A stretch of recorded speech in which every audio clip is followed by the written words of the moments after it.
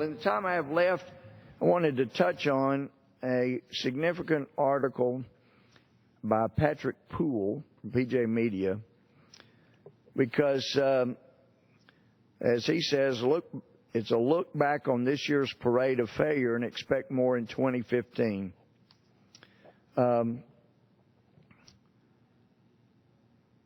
He has the national security not top 10 of 2014. So I guess you might paraphrase this to be top 10 failures in national security by this administration. Number one, befriending, quote, moderate al-Qaeda in Syria.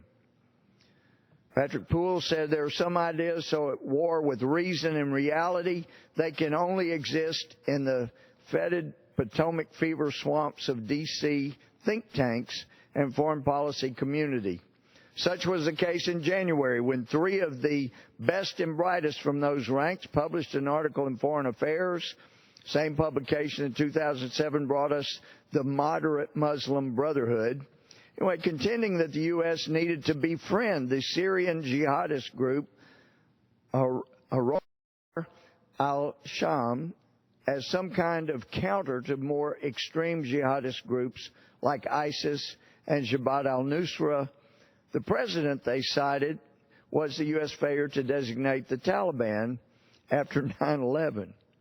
Mind you, at the time they wrote this, one of Ahrar al-Sham's top leaders was a lieutenant for al-Qaeda head, Ayman al-Zawahiri, who openly declared himself a member of al-Qaeda. After most of their leadership was wiped out in a bombing in September, they have gravitated closer to the jihadist groups they were supposed to counter, and their positions have been bombed by the U.S., much to the consternation of other vetted moderate rebel groups. So ridiculous was their proposition that the original subtitle of their article, "An al-Qaeda affiliate worth befriending," was changed online to "An al-Qaeda-linked group worth befriending," in hopes of minimizing the absurdity of their case. But this administration bought into it. And I understand there may be a Republican senator or two that buys into it. It doesn't make it any less preposterous. Number two of the top 10 national security failures is Obama administration deploys 3 hashtag divisions in response to the Russian invasion of Ukraine. Some folks may remember that as Russia invaded Ukraine, the response of this administration to help the Ukrainian people that I hold so dear, having lived with them for a summer back as a college student, the response of this administration was to launch a Twitter war that Russia wasn't terribly concerned about. Number 3 failure of national security was Obama calling ISIS the JV team. I'm sure Americans remember, Patrick Poole discusses it, but to call the Islamic State a JV team betrayed his failure to get his security briefings as he should have, to really understand what was happening in the world, because I don't believe for a minute, having talked to different intelligence people, I don't believe for a minute that our intelligence people did not know how dangerous the Islamic State was. Number 4 failures of national security was the State Department official denying that Boko Haram targeted Christians. Having been over there and hugged and wept with those parents of daughters who were kidnapped and terrorized and made sex slaves, unlike the State Department official who says it wasn't about them being Christians. If you go hug them and weep with them and talk to them and their pastors as I have, you find out it was precisely because they were Christians. Please, somebody in this administration, wake up. Radical Islam is at war with the United States and any Western civilization, and specifically with Christians. When I ask these mothers whose daughters are still held kidnapped, probably sold into sex slavery by now, and this administration has not done enough because they don't see it as a war against Christianity as it is. I asked, just to be sure, I said, now, did they attack Boko Haram, these radical Islamic terrorists, did they attack your daughter's school because they were girls, because they don't believe that girls should be educated? Say, oh no, they don't believe girls should be educated, but they attacked it because it's a Christian school. Precisely why they attacked it.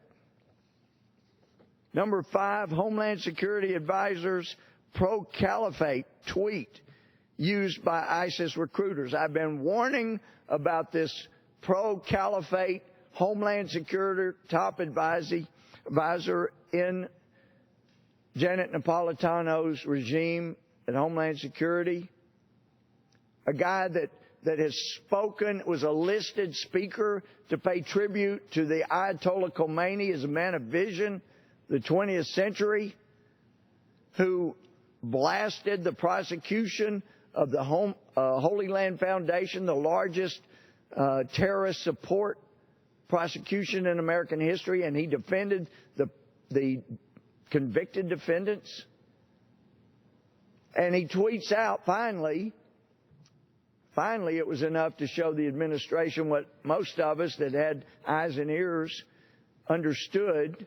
He tweeted out, after ISIS killed more innocent people, that the caliphate was inevitable, so just, get ready. And then ISIS used that to help recruit. Number 6, failures of 2014 of national security in this administration. Obama and the State Department give shout-outs to Islamic cleric who okayed the fatwa the killing of Americans in Iraq. And they lay out, Patrick Poole lays out exactly what's involved. Not once but twice, as I understand it, he gave a shout-out to this Islamic cleric who authorized the killing of Americans in Iraq. Number 7, the Obama administration gives heavy weapons to, quote, vetted moderate Syrian rebels, promptly turning up in hands of ISIS and Al-Qaeda. Number 8, the White House defends the Muslim Brotherhood's commitment to nonviolence. And that was what some of the moderate Muslim leaders in the Middle East have said. Different countries saying, why are you helping the Muslim Brotherhood? Do you not understand they're at war with you? Number 9, the Obama administration defends U.S. Islamic groups branded as terrorist organizations by the UAE. The UAE is run by moderate Muslims. Perhaps this administration could learn something by listening to them and who they recognize to be terrorist groups. And number 10, having banned discussions of ideology driving Islamic terrorism, the Pentagon says it can't understand the ideology of ISIS. Well, duh. It's no wonder they can't understand it when you're not allowed to be educated about what these people believe. But there are people around this town that have been banned from teaching about radical Islam that perhaps should be unbanned.